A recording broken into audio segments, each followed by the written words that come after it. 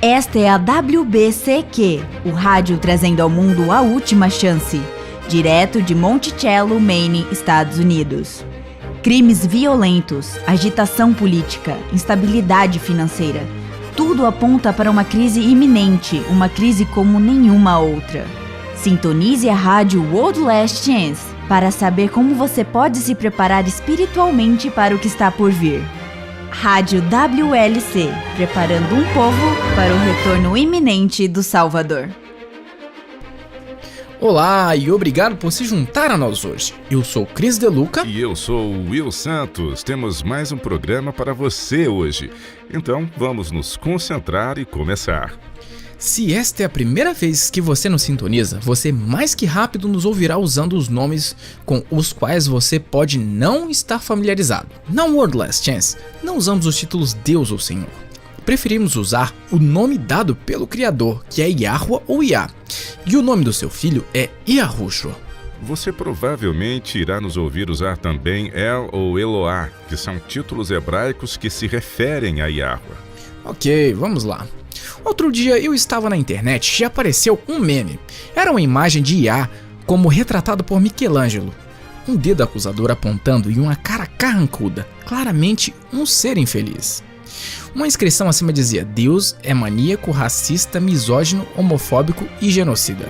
E o programa de hoje, Yahweh é um assassino? Isso seria um tanto chocante. Oh, com certeza, mas não é a primeira vez que ouço essas acusações contra nosso pai. Nós escutamos muitas vezes os ateus acusando com raiva as religiões abraâmicas. Eles insistirão: o Deus do Antigo Testamento é um maníaco genocida. Ele arbitrariamente destruiu nações inteiras no Antigo Testamento, sem nenhuma razão. Um Deus de amor não agiria desta forma. Agora, obviamente, como cristãos, sabemos que Yahweh é, de fato, amor. Então, como você explicaria isso a um ateu?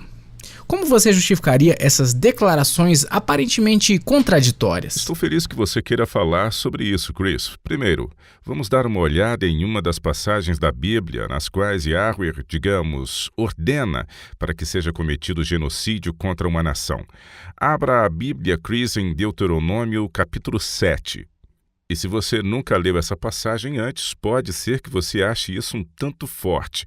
Mas quero assegurar a todos que estão ouvindo que há uma razão plausível do porquê um Eloá tão amoroso daria tal ordem. Essa passagem não procura esconder de ninguém os fatos ocorridos, como também é um texto da Bíblia difícil de digerir. Não é.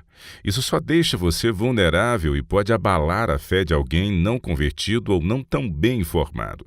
O apóstolo Pedro, em 1 Pedro 3,15, instruiu os crentes, abre aspas, santificai a Eloá como Yahweh em vosso coração, estando sempre preparados para responder a todo aquele que vos pedir razão da esperança que há em vós, fazendo-o, todavia, com mansidão e temor. E é isso que iremos fazer hoje. Não deixe que sua fé seja abalada enquanto Chris lê esta passagem. Eu garanto que no final do programa de hoje, você entenderá como um pai amoroso poderia ordenar a fazer o que ele pediu. Quais versos que você quer que eu leia? Versos de 1 a 5, Deuteronômio 7, 1 a 5. Quando Yahweh, teu Elohim, te introduzir na terra a qual passas a possuir, e tiver lançado muitas nações diante de ti, os heteus e os gigarzeus, e os amorreus, e os cananeus, e os ferezeus, e os heveus, e os jebuseus, 7 nações mais numerosas e mais poderosas do que tu, e Yahweh, teu Elohim, as tiver dado diante de ti para as ferir, totalmente as destruirás. Não farás com elas aliança, nem terás piedade delas. Nem contrairás matrimônio com os filhos dessas nações. Não darás as tuas filhas a seus filhos, nem tomarás as suas filhas para teus filhos, pois elas fariam desviar teus filhos de mim, para que servissem a outros deuses. E a ira de Yahweh se acenderia contra vós outros, e depressa vos destruiria. Porém, assim lhes fareis: derribareis os seus altares, quebrareis as suas colunas, cortareis os seus poste-ídolos e queimareis as suas imagens de escultura. As 7 nações listadas aqui: os hititas, gigarzeus, amorreus, cananeus, perizeus, heveus e jebuseus. Agora, o que é interessante é que nos próximos 6 versos Yahweh faz uma distinção clara entre estas 7 nações que deveriam ser totalmente eliminadas e outras nações às quais ele pouparia. Vamos ler um pouco mais. Leia os versos de 10 a 15, Chris. Ok. Quando te aproximares de alguma cidade para pelejar contra ela, oferecer-lhe-ás a paz. Se a sua resposta é de paz e te abrir as portas, todo o povo que nela se achar será sujeito a trabalhos forçados e te servirá. Porém, se ela não fizer paz contigo, mas te fizer guerra, então a sitiarás.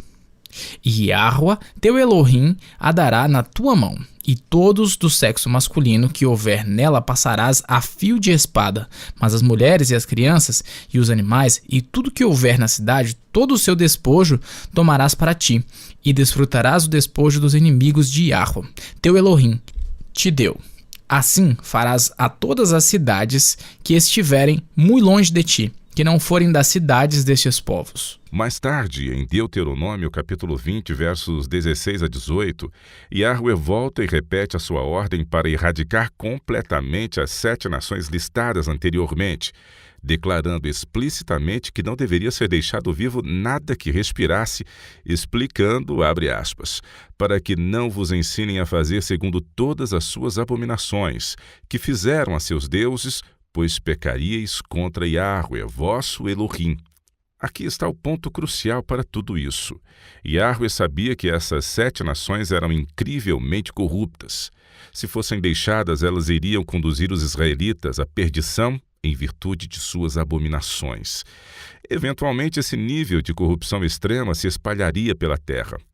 Yahweh havia prometido a Noé que ele nunca mais enviaria outro dilúvio. Portanto, em primeiro lugar, ele teve que impedir a propagação do mal que traria a terra de volta ao nível desejado para que ela fosse purificada pelas águas do dilúvio. Ok, espere um pouco. Vamos voltar um pouco nessa história. Eu não estou vendo a conexão entre as nações a qual Israel foi ordenado para que destruísse e um mundo antediluviano. Há claramente uma linha de distinção traçada entre algumas nações que eles deveriam eliminar completamente e outras que deviam deixar vivas se elas se rendessem pacificamente. E, além disso, os cananeus tinham uma prática de idolatria contagiosa que Iá não queria que se espalhasse, mas deveria ter alguma coisa a mais do que isso, você não acha? Você está certo, Chris. Sim. E, mais uma vez, conecta-se ao mundo antediluviano. Vamos para Gênesis 6 e ler o verso 1. Ok. Gênesis 4, 5... Vamos lá. Gênesis 6. Como se foram multiplicando os homens na terra, eles nasceram filhas, vendo os filhos de Elohim, que as filhas dos homens eram formosas, tomaram para si mulheres, as que entre todas mais lhes agradaram. O meu espírito não agirá para sempre no homem, pois este é carnal, e os seus dias serão 120 anos. O que está acontecendo aqui é tão mau e terrível que Yahweh se farta de tudo isso e decide acabar com tudo o que está ocorrendo. Ok, continue lendo o verso 4 agora. Ok. Naquele tempo havia gigantes na terra. E também depois, quando os filhos de Elohim possuíram as filhas dos homens, as quais lhes deram filhos, estes foram valentes varões de renome na antiguidade. Viu Elohim que a maldade do homem se havia multiplicado na terra e que era continuamente mal todo o desígnio do seu coração. Então se arrependeu Yahweh de ter feito o homem na terra, e isso lhe pesou no coração. É isso, está bem aqui. Naquele tempo havia gigantes na terra. E observe, acrescenta, e também depois disso. E é depois deste período, após o dilúvio, que vemos gigantes. Agora, não estamos falando de ter algumas pessoas simplesmente sendo mais altas do que outras, certo? O que quero dizer é que quando os romanos invadiram o norte da Europa e as Ilhas Britânicas, eles pensaram que os alemães e os celtas eram gigantes.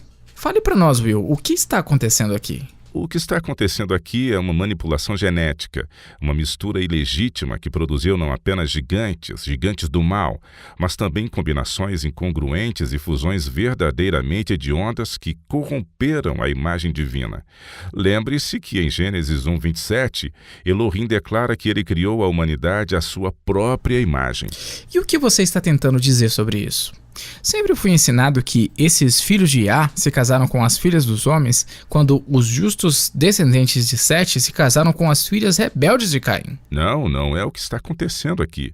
Pense por um momento, Chris. Se esses homens fossem verdadeiramente filhos de Iá, e se eles fossem verdadeiramente justos, eles já deveriam tomar decisões mais acertadas do que casar com mulheres infiéis e que criariam seus filhos e os colocariam a perder. Bem, isso é verdade.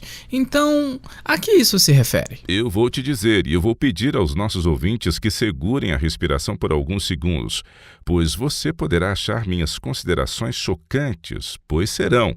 O mal é terrível, mas se você me der uma chance para que eu possa dar uma explicação, você perceberá que tudo está apoiado pelas Escrituras. Vamos lá, então. Esse texto não está falando sobre o casamento entre os descendentes de Sete e os descendentes de Caim. Isto está falando de algo verdadeiramente abominável, a relação de mulheres com anjos caídos. Agora, por favor, não me chame de maluco ou simplesmente pare de ouvir nossa transmissão, pois eu posso provar isso pelas Escrituras. Antes que você faça isso, eu tenho uma pergunta bem básica. Como é que anjos, mesmo caídos, podem ter relações com mulheres humanas e engravidá-las? Eu nem sabia que isso era possível. Em Mateus 22, versículo 30, Yahushua disse que, em face da ressurreição, os seres humanos seriam como os anjos do céu, os quais não se casariam nem se dariam em casamento. Então, como isso é possível? Encontramos mais detalhes sobre esse assunto no livro de Enoque. Vários escritores do Novo Testamento citam o livro de Enoque ou obtêm claramente informações e fatos teológicos advindos desse livro. Muitas pessoas rejeitam Enoque porque ele fala da relação de anjos caídos com mulheres. É um crime abominável contra Iá que nossa mente não consegue conceber, pois pensamos, isso não pode estar certo. E eles simplesmente descartam este livro por completo, ao invés de aceitá-lo. Mas sim, Satanás com certeza faria isso para desonrar Iá. No livro de Enoque fica bem claro que não foi confiado aos anjos para que eles procriassem. Não diz que os anjos não podem, mas simplesmente que eles não deveriam. Ah, certo. Poder expressa capacidade. Podem dá um ar de permissão. Exatamente. Os anjos nunca receberam permissão para procriar, e esta passagem nunca afirmou que eles não poderiam. E lembre-se, não estamos falando sobre os santos anjos que fazem o que Iá deseja que eles o façam. Estes são anjos caídos e que já estão condenados, eles já estão perdidos. Eles não se importam em fazer qualquer coisa que afete e desonre ao Criador. Verdade. Então, onde nas Escrituras você acha que esses filhos de Elohim não são de fato humanos? Existem apenas 3 outros lugares nas Escrituras onde esta frase é usada, e todas as 3 são encontradas no livro de Jó, especificamente Jó capítulo 1, verso 6, Jó capítulo 2, verso 1 e Jó 38, verso 7. Agora, Cris, abra em Jó capítulo 1 e leia o verso 6. Vamos ver o que ele diz lá. Ok. Um dia em que os filhos de Elohim vieram apresentar-se perante Yahuwah, veio também Satanás entre eles. Todos nós conhecemos a história. Satanás veio e acusou Jó de obedecer a Iá apenas pelo que ele poderia usufruir dele. Mas o interessante é que ele faz essas acusações em uma convocação celestial onde, dizem as Escrituras, os filhos de Elohim vieram se apresentar. Agora temos a ideia de que esta assembleia fora destinada apenas para os santos anjos, mas Satanás também aparece. Certo, e Iá basicamente o pergunta, de onde você está vindo? E aqui ele se gaba, abre aspas, de rodear a terra e passear por ela. Parece um cachorro marcando território. Isso é exatamente o que ele está fazendo, reivindicando o direito de representar a terra em virtude da queda de Adão. Nós agora não vamos ler Jó capítulo 2, verso 1, Chris, uma vez que fala praticamente a mesma coisa. Mas abra agora em Jó 38. Aqui Yahuwah está fazendo uma série de perguntas a Jó, a fim de que sua fé fosse fortalecida no poder de Iá, o encorajando para que ele não desfalecesse sua confiança. Iá refere-se à criação da terra e pergunta: onde estavas tu quando eu lançava os fundamentos da terra? Então Iá acrescenta um importante detalhe: quando toda a terra estava sendo formada, houve quem testemunhasse. Vamos ler, Chris, na íntegra os versos 4, 5 e 7 do capítulo 38 de Jó. Ok. Onde estavas tu quando eu lançava os fundamentos da terra? Dize-mo, se tens entendimento. Quem lhe pôs as medidas, se é que o sabes? Ou quem estendeu sobre ela o cordel?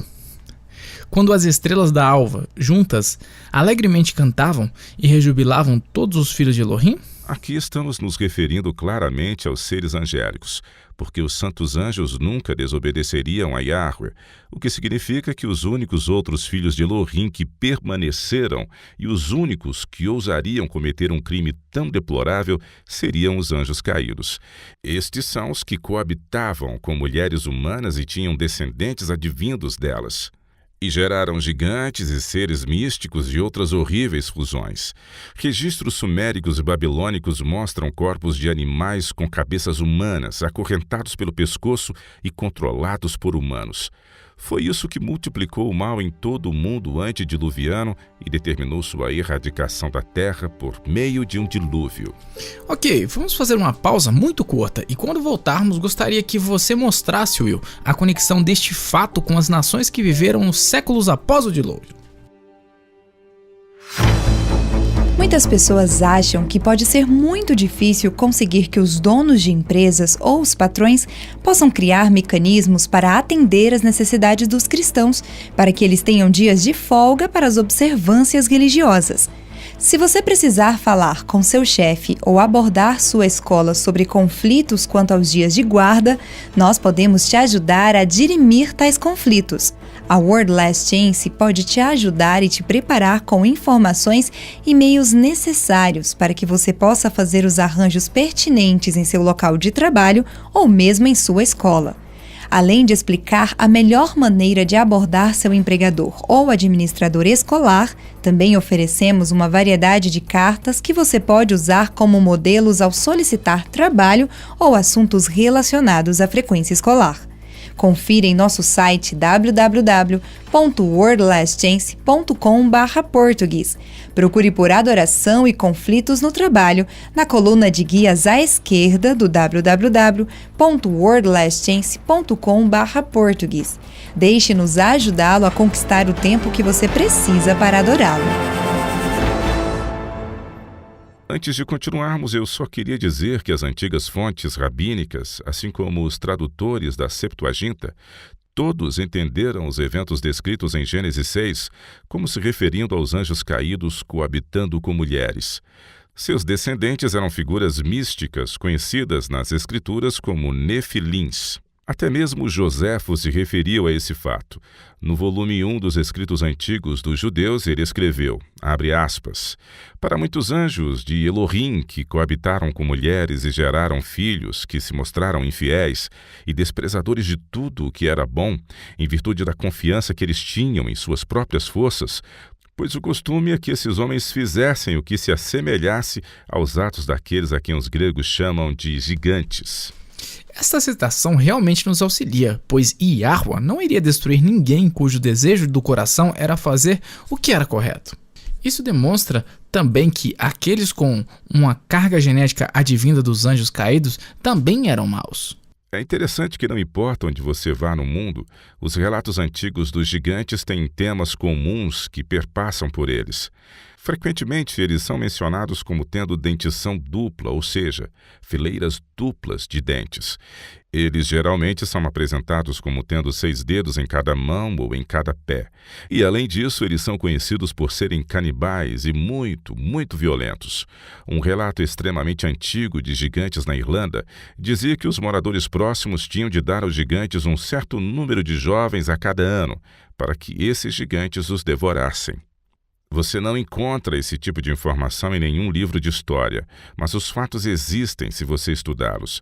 Você pode encontrá-los reproduzidos nas lendas e mitos de praticamente todas as culturas antigas, desde os antigos gregos e egípcios, dos hindus, nativos das ilhas do sul do Pacífico e até mesmo dos nativos indígenas das Américas. Você poderia tirar um minuto para explicar para nós a conexão entre esses nefilins antediluvianos e os cananeus que Yahweh ordenou que fossem destruídos? Simplesmente como está escrito, Yahweh ordenou a destruição das nações cananeias porque elas estavam completamente contaminadas com a genética dos nefilins, que era o cruzamento genético dos anjos caídos versus humanos. Você se lembra de Gênesis 6, verso 4? Lá diz que os nefilins, ou os gigantes, estavam habitando na terra naqueles dias, e também depois disso. E desta forma, Moisés estava ciente de que o DNA deste cruzamento havia sobrevivido ao dilúvio. Isso é um insulto bastante ofensivo ao Criador.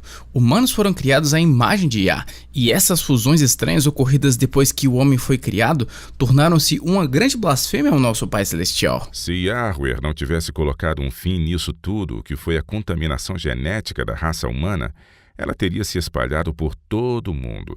Teria sido impossível para o Messias nascer puro e sem defeito. Então era necessário que Yahweh literalmente limpasse a terra com o dilúvio, porque, de outra forma, ela teria dominado o mundo. Foi também por isso que Noé conduziu os animais para a arca. Mas ele só pegou aqueles cuja genética ainda era pura, e os cruzamentos genéticos foram destruídos em face do dilúvio. Se Yahweh não tivesse ordenado aos israelitas que destruíssem as nações que tiveram seus DNAs modificados, toda a esperança de salvação por meio do Messias prometido teria sido perdida. Eu percebo como essa confusão genética ocorreu antes do dilúvio, mas isso foi o quê? 500, 600 anos depois do dilúvio? Como poderia ainda haver algum DNA vivo modificado se tudo fosse destruído pelas águas do dilúvio? Essa é uma boa pergunta. Para encontrar a resposta, abra sua Bíblia em Gênesis 6 e leia os versos 8 e 9. Porém, Noé achou graça diante de Yahweh. Eis a história de Noé. Noé era homem justo e íntegro entre os seus contemporâneos. Noé andava com Elohim. A palavra que é traduzida aqui como perfeita, dizendo que Noé era justo e íntegro entre os seus contemporâneos, vem da palavra hebraica tamim. Esta é uma visão fascinante, porque sugere que não apenas seu caráter e conduta, mas seus genes também eram puros. O Cordeiro da Páscoa, representada por uma novilha, e todas as ofertas pelo pecado deveriam ser tamim, ou sem defeitos físicos. Eu gostaria, Chris, que você lesse esta citação do Dr. Bullinger, do anexo 26 dos apêndices de sua compilação bíblica. Ok. A palavra hebraica tamim significa sem defeito, e é o termo técnico para a perfeição corporal e física, e não moral.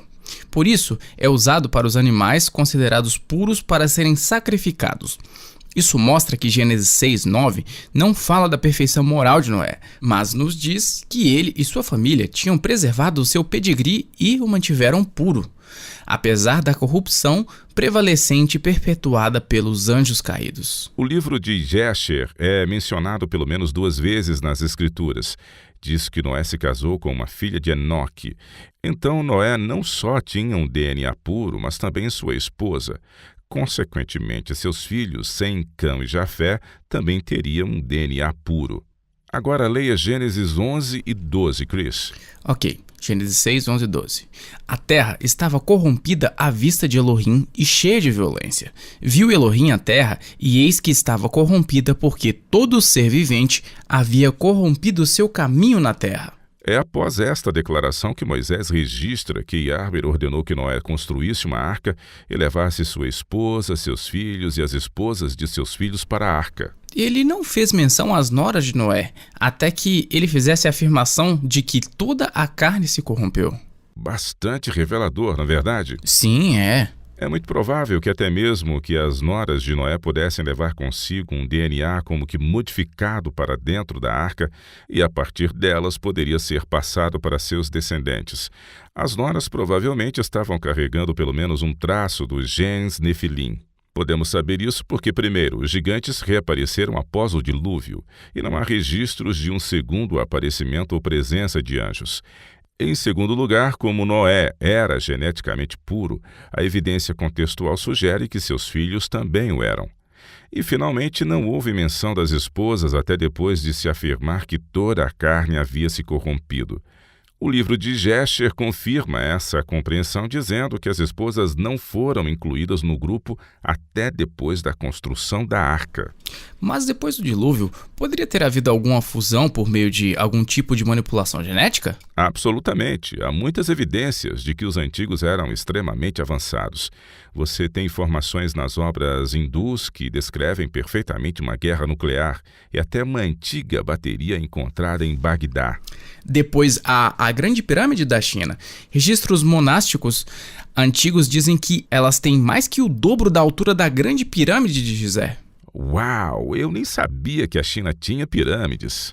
A maioria dos chineses também não. Na verdade, há 16 delas a cerca de 64 quilômetros a sudoeste de Xi'an, na China. A maior delas é muito alta. A Grande Pirâmide de Gizé tem 137 metros, ou 450 pés de altura. Em contraste, a Pirâmide de Xi'an tem 304 metros, ou 1.000 pés de altura, e ninguém sabe quem as construiu. Verdade. E os registros arqueológicos relatam que as antigas civilizações eram muito avançadas. Elas certamente poderiam estar mexendo com manipulação genética para chegar a algumas das fusões de animais estranhos. E não esqueça de que as pessoas más, inspiradas por Satanás, têm visões sobrenaturais. Satanás sabia como era feito antes do dilúvio, e assim ele poderia dar-lhes uma visão do processo após o dilúvio. Eu ainda acredito que as noras de Noé acabaram corrompendo os DNAs de suas gerações, porque Nefilim não era apenas uma mistura de DNA humano e animal. Era entre o DNA humano e o dos anjos, e foi por essa razão que Yahweh comandou que os filhos de Israel destruíssem totalmente todas essas 7 nações. Então, todos os netos de Noé, incluindo a todos nós, podemos ter o DNA danificado ou corrompido. Ter uma genética nefilim não garante que será futuramente transmitida aos descendentes. Obviamente, no caso dos filhos de Cão, especialmente Canaã, eles claramente foram afetados. O registro histórico sugere que o filho de Jafé, Magog, também pode ter herdado o gene. Não há provas, porém, de que o gene se manifeste na descendência de Sem. E você não poderia culpar seus pais sobre o que aconteceu com alguns deles? Não, as noras de Noé não seriam automaticamente condenadas simplesmente porque nasceram com o rastro de DNA de Nefilim. No entanto, quando você olha para os registros dos descendentes de Noé, como também nas Escrituras e no livro de Jesher, os descendentes de Cão parecem ter se interessado em tentar recuperar o conhecimento antediluviano. Em apenas algumas gerações, os descendentes de Cão já eram 2 vezes maiores em quantidade de pessoas do que os descendentes de Sem ou de Jafé. Isso é interessante, e essa foi a principal ramificação que teve a maioria dos descendentes de gigantes, não foi? Eu li que Golias, que era da cidade de Gat, era um desses descendentes. Sim, ele era. Você se lembra quando Moisés enviou espias para Canaã? Sim, eles trouxeram de volta um relato meio que devastador. Eles disseram que os gigantes que eles haviam vistos eram tão grandes que os israelitas eram como gafanhotos aos seus próprios olhos. A palavra gigantes é Nefilim, a mesma palavra que Moisés usou em Gênesis 6 para descrever a descendência dos anjos e dos humanos. Eu notei que as nações desses gigantes são todas nações cananeias, ou seja, todos descendiam do filho de Cão, Canaã. Esses são os que Yahweh ordenou que fossem destruídos completamente. Não é porque Yah é um maníaco homicida, é porque ele queria proteger o resto do mundo daquelas linhagens que haviam procurado incessantemente, por meio de seus cruzamentos, aumentar e fortalecer o DNA dos nefilins em suas descendências. Há tanta coisa que poderia ser dita sobre esse assunto, se, claro, tivéssemos tempo. Yahweh expressamente proibiu seu povo escolhido de se casarem com os cananeus. Quando chegou a hora de Isaque ter uma esposa, Abraão foi procurar uma mulher para ele na família de Naor, para que seu filho pudesse se casar.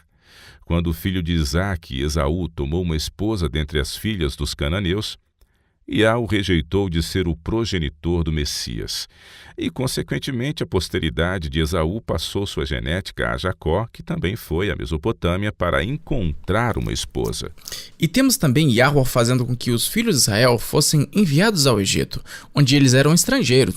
Os egípcios tinham um certo preconceito contra os pastores advindos da linhagem pura de Abraão, uma vez que eles não se casariam com esses pastores. Eu gostaria de agora trazer isso para a geração final. Em Mateus 24:37, Yahushua advertiu: pois assim como foi nos dias de Noé, também será a vinda do Filho do Homem.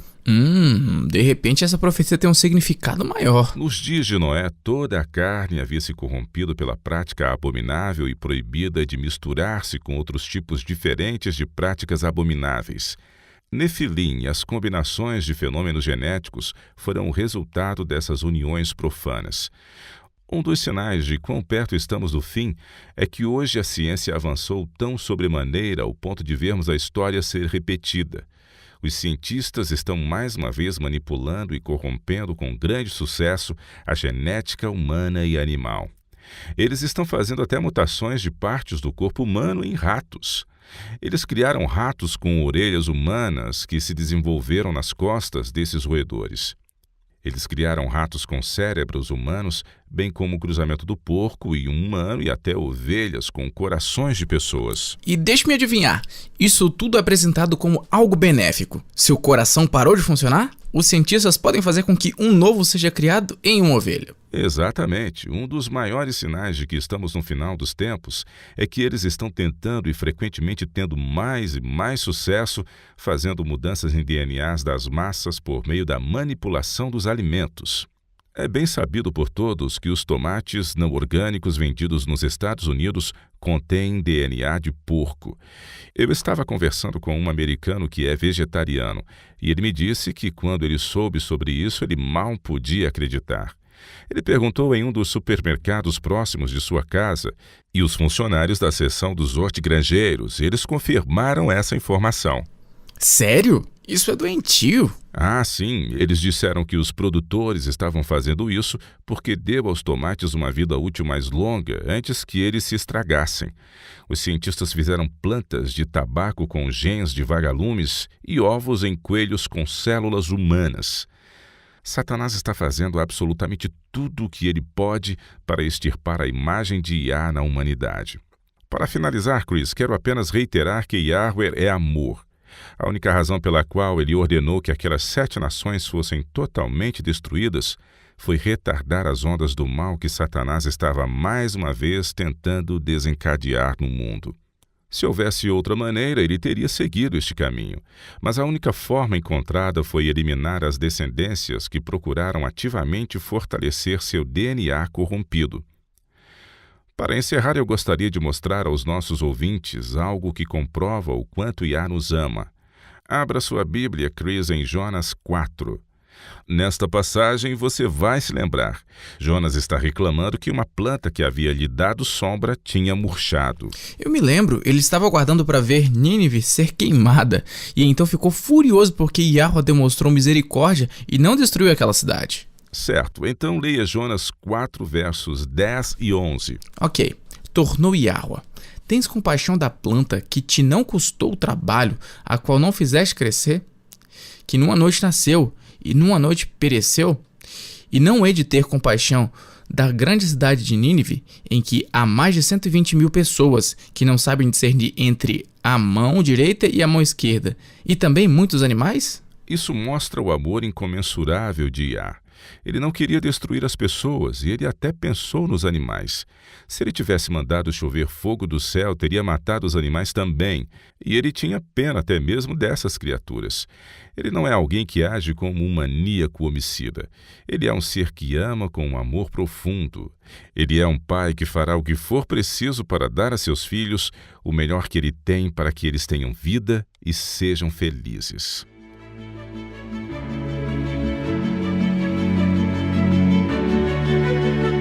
Você está ouvindo a Rádio World Last Chance, na WBCQ, na frequência de 9.330 kHz, na faixa de 31 metros. Rádio World Last Chance, preparando um povo para o breve retorno do Salvador.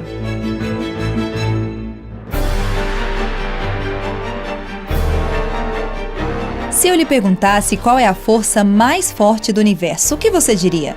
Você diria que é um furacão de categoria 5? Um terremoto de intensidade 10? E quanto a uma arma termonuclear? Todas são fortes, mas não são as mais fortes. A força mais forte de todas é o poder do amor divino.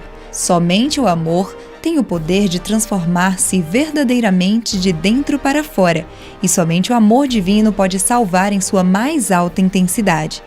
Procure por Amor Infinito no nosso site www.worldlastchance.com/português. Mais uma vez, o título é Amor Infinito no site www.worldlastchance.com/português. Apaixone-se pelo melhor amigo que você nunca teve.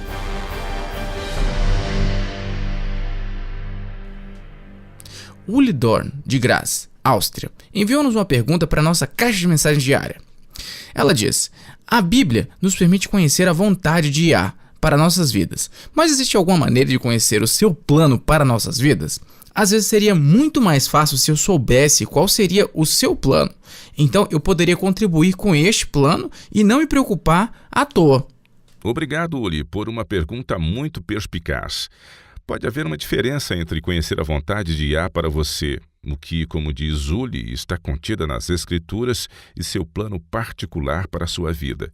Uma maneira pela qual podemos conhecer o plano de Yah para a nossa vida pessoal é observar quais portas ele abre e quais portas ele fecha. É definitivamente mais fácil cooperar com ele se soubermos o que está acontecendo. Então, como podemos fazer isso? Primeiro, vamos começar desde o início. Nós com certeza precisamos conhecer a vontade de Yah para nossas vidas. Em 2 Pedro 3, verso 9, diz, abre aspas, não retarda Yahweh a sua promessa, como alguns a julgam demorada. Pelo contrário, ele é longânimo para convosco, não querendo que nenhum pereça, senão que todos cheguem ao arrependimento. É a vontade de Yah que todos nós sejamos salvos. Esse é o real motivo por trás de todas as suas ações em relação a cada um de nós. Agora, para entender o plano de Yah, precisamos ter um conhecimento da salvação e ter feito a escolha de aceitá-lo. E Yahweh dá o seu Espírito a todos os que aceitaram a salvação, e com isso vem o discernimento espiritual para participar de bom grado e conscientemente no plano que ele tem para você. Esse é um ponto que eu acho que muitas vezes nem percebemos, de que Yah tem planos individuais para cada um de nós. E, obviamente, o plano dele para alguém em Hong Kong provavelmente será diferente do plano para alguém em, digamos, Madagascar ou Islândia. E porque ele traçou planos para cada um de nós, não significa que o seu plano de vida está errado só porque é diferente do meu. Temos que dar espaço e liberdade a Yah para que ele trabalhe individualmente em cada vida. Em 1 Coríntios capítulo 1, verso 30, lemos, abre aspas, mas vós sois dele, em Cristo Yahweh, o qual se nos tornou da parte de Yah sabedoria e justiça, e santificação e redenção. Esses são os dons da salvação, sabedoria, justiça, santificação e redenção.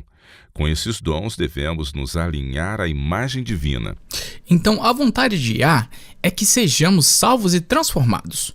O que estou entendendo é que seu plano é como ele trabalha em nossas vidas para conseguir isso, certo? É isso mesmo. Veja o equilíbrio que temos que ter em mente. É que Yahweh nos garante a liberdade de escolha. Ao mesmo tempo, sua presciência permite que ele saiba como usaremos essa liberdade de escolha. Com essa presciência, ele coloca os eventos em movimento para elaborar o seu plano. Um exemplo disso é o de Faraó no Êxodo. Yahweh sabia como o Faraó reagiria. Ele não fez que ele reagisse dessa maneira, pois essa ainda era a escolha dele como homem. Mas como Yah sabia que ele resistiria aos apelos de Moisés para deixar os filhos de Israel partirem, Yah o usou como parte de seu plano para libertar Israel e revelar ao Egito e a todas as nações vizinhas que ouviram falar dele o poder do grande Eloá de Israel. Bem, Yahweh obviamente também conhece as escolhas que vamos fazer. E é isso que permite que ele abra ou feche portas em nossas vidas para que seu plano possa ser realizado? Sim, é desse jeito. A questão então surge. Temos o discernimento espiritual para reconhecer esse abrir e fechar de portas e estamos dispostos a seguir sua orientação com humildade, obediência e confiança? Falando por mim mesmo, é muito mais gratificante ver as portas se abrindo do que tê-las se fechando em nossa cara. E talvez até mesmo nos ferindo enquanto elas se fecham. Eu acho que isso é bem verdadeiro para cada um de nós individualmente. É preciso ter fé para manter a coragem e a confiança quando uma porta em que estávamos no caminho de transpô-las bate em nossa cara de uma forma repentina. Mas esse é o momento em que devemos exercer fé. Devemos ver essas portas fechadas como respostas à oração, tanto quanto as portas abertas. Uma coisa que nunca queremos fazer é tentar abrir uma porta que o Pai fechou. Oh, não. Você não gostaria de fazer isso, gostaria? Falando como alguém que já tentou fazer isso, eu tenho que concordar com você.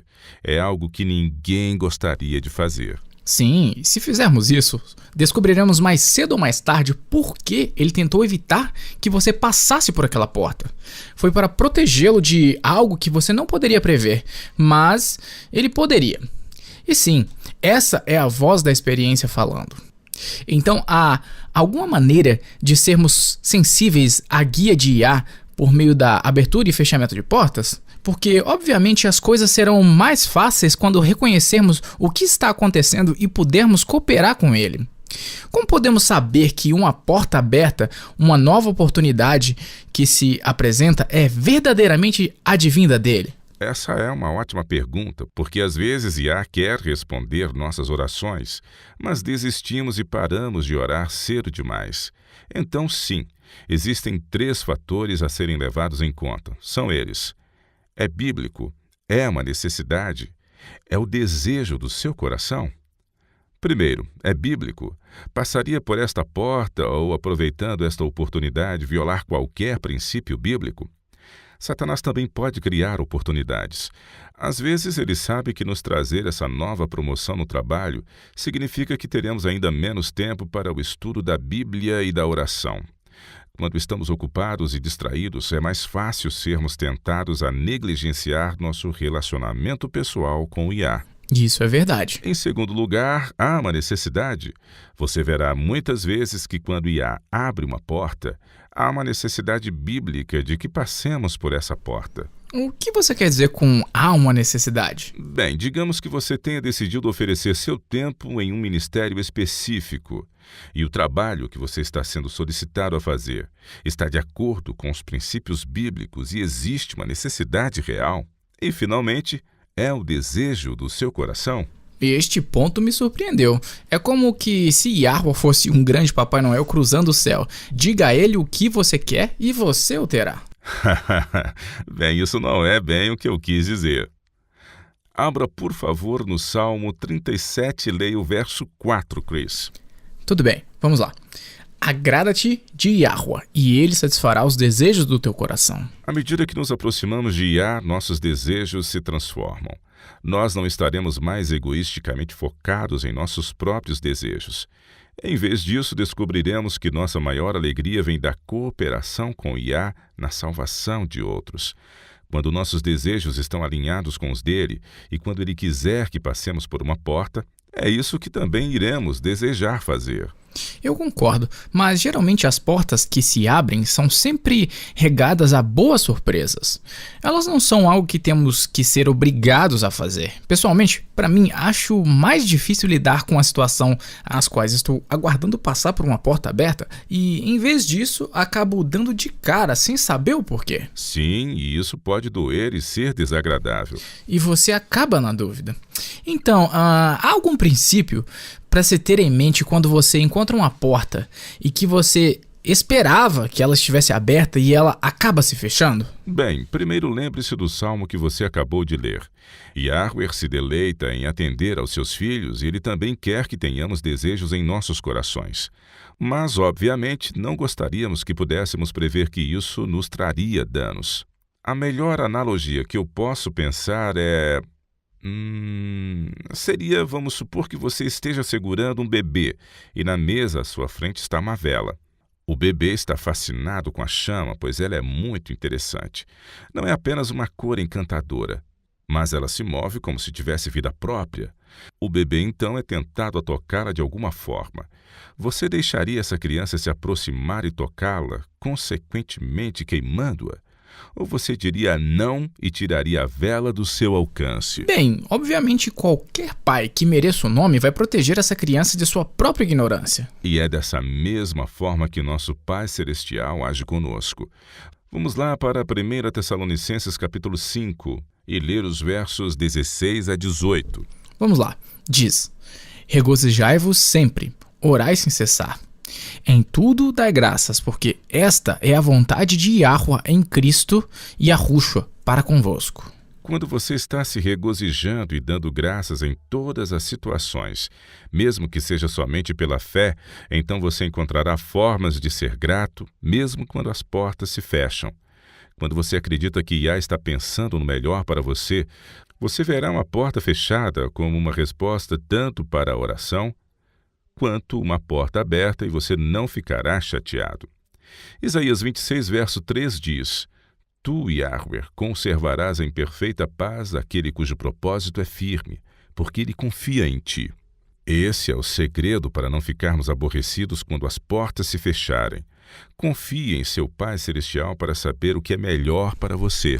E é assim como Paulo diz em Romanos 8, 28. Sabemos que todas as coisas cooperam para o bem daqueles que amam a Yah, daqueles que são chamados segundo o seu propósito. Exatamente, podemos ter paz clamando por essa promessa. Tudo bem, isso era o que tínhamos para hoje, mas gostaríamos de continuar recebendo sua pergunta. Se você tiver dúvidas ou comentários, envie-nos uma mensagem. Vá para o www.wordlesschains.com/português e clique no ícone Rádio WLC. É rápido e fácil, e nós realmente amamos ouvir você.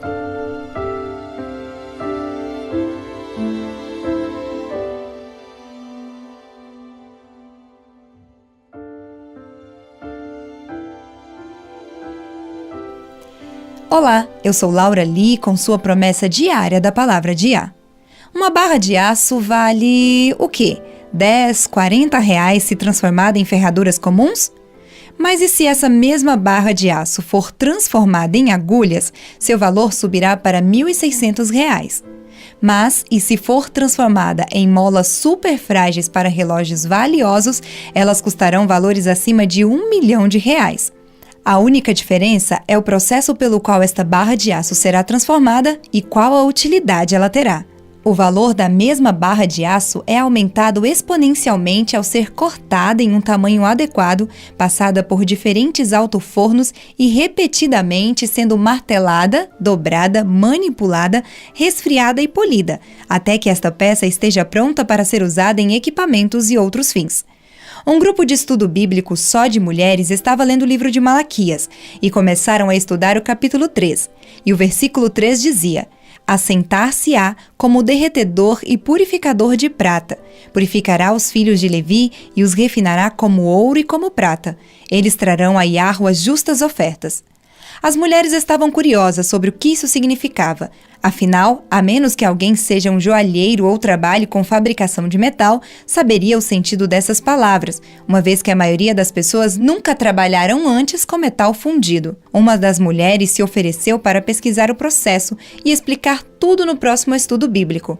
Naquela semana, aquela mulher marcou um encontro com o ourives para observá-lo em seu trabalho. Enquanto observava o ourives aquecer um pedaço de prata sobre o fogo, ele explicou que para refinar a prata precisaria segurar o metal na parte mais quente do fogo a fim de que fosse queimada todas as impurezas. A mulher não pôde deixar de pensar nas provações da vida que o amor infinito usa para purificar o nosso caráter. E ela se lembrou da parte do verso que diz que Yah se senta como refinador e purificador de prata. Ela perguntou ao ourives se era verdade que ele teria que ficar lá o tempo todo em que a prata estava sendo refinada. O homem disse que sim, e não só ele teria que ficar lá sentado, mas teria que manter os olhos nela o tempo todo, porque se o metal fosse deixado no fogo de refinação por um tempo muito longo, ele seria destruído. A mulher sentiu seu coração derreter ao perceber que Yah está sempre bem perto de nós em cada provação que passamos. Ele nunca permitirá nada tão difícil que nós não possamos suportar. Finalmente ela perguntou: Como você sabe quando a prata está totalmente refinada? Ele sorriu e disse: essa é a parte fácil. Eu sei que ela está totalmente purificada quando vejo minha imagem nela. As dificuldades e as mais difíceis provações têm um propósito, que é para que possamos ter a imagem do Pai perfeitamente refletida em nós. Se você está neste momento passando por dificuldades que são a prova de fogo e sentindo o calor do fogo, lembre-se de que Yah te ama e seu olhar está fixo em você e Ele sabe o quanto você pode suportar. Você pode depositar tudo em seus cuidados e saber que Ele permanecerá ao seu lado. 1 Coríntios, capítulo 10, versículo 13, promete, abre aspas, não vos sobreveio tentação que não fosse humana, mas Yahweh é fiel e não permitirá que sejais tentados além das vossas forças. Pelo contrário, juntamente com a tentação, vos proverá livramento, de sorte que a possais suportar. Recebemos grandes e preciosas promessas. Vá e comece a reivindicá-las.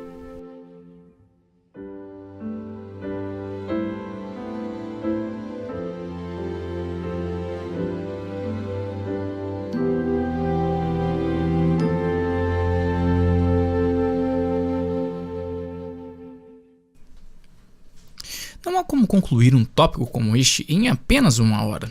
Gostaria de estimular nossos ouvintes que tenham acesso à internet a visitar nosso site. Procure pelo artigo Nefilim na Bíblia. Também temos um documentário de 20 minutos de duração com o mesmo nome no YouTube, o qual gostaríamos de incentivá-lo a assisti-lo. A razão pela qual isso é bastante importante é que nos dias que se seguem, a única coisa que vai ajudá-lo é sua fé no amor e nas promessas de Yahweh. Se você foi enganado ou levado a pensar de Yahweh como maníaco, faminto de poder, vingativo e arbitrário, você não terá confiança em seu amor, o qual permitirá que você confie nele nos eventos futuros. E os próximos dias não serão fáceis. Se você já ouviu algum dos nossos programas sobre as trombetas do Apocalipse 8 e 9, você já deve saber que em um futuro próximo nós estaremos enfrentando a escassez de comida e de água em um sentido global.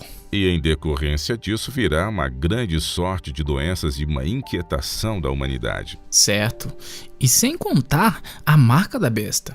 Quando demônios aparecerem como extraterrestres e, abre e fecha aspas, invadirem a Terra, e quando o Papa for exaltado para ser o representante da humanidade em negociações de paz com os chamados alienígenas, as coisas vão ficar muito piores, hein? E esperamos que vocês acreditem, caros ouvintes. Quando seus amigos, familiares, vizinhos e qualquer um que acredite que sua segurança é dependente em fazer com que Deus esteja feliz, e que todos se unam em adoração ao domingo, a tolerância religiosa será uma coisa do passado. Eles não vão querer deixar que você adore a Yahweh com sua consciência dita, se eles entenderem que isso não está de acordo com o que pensam esses alienígenas.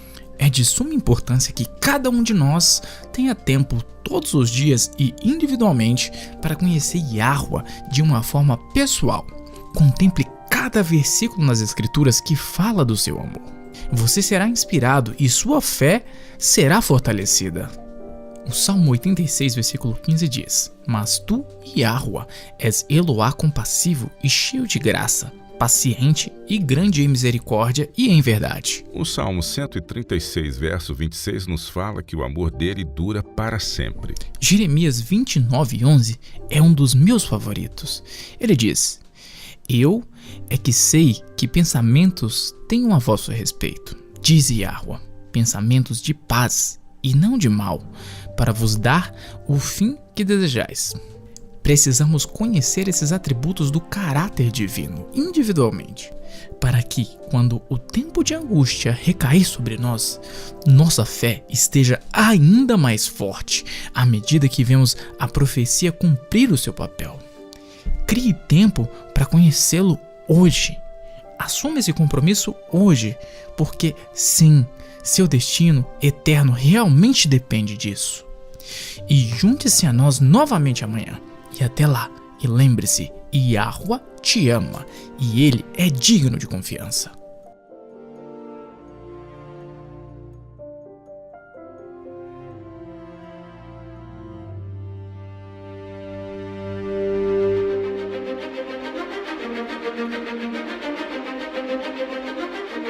Você ouviu a rádio WLC. Este programa, bem como os episódios passados na rádio WLC, estão disponíveis para download em nosso site.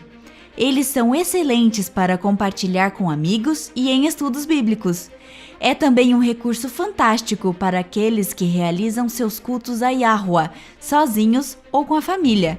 Se você deseja ouvir os programas da rádio WLC, visite nosso site no www.worldlastchance.com/português. Clique na opção WLC Rádio na parte superior esquerda da página inicial. Isso permitirá que você baixe os episódios no seu idioma preferido. Há também artigos e vídeos disponíveis em diversos idiomas. Participe conosco novamente amanhã com uma nova mensagem cheia de verdade na WBCQ, em 9.330 kHz, na faixa de 31 metros. Rádio World Last Chance, preparando um povo para o breve retorno do Salvador.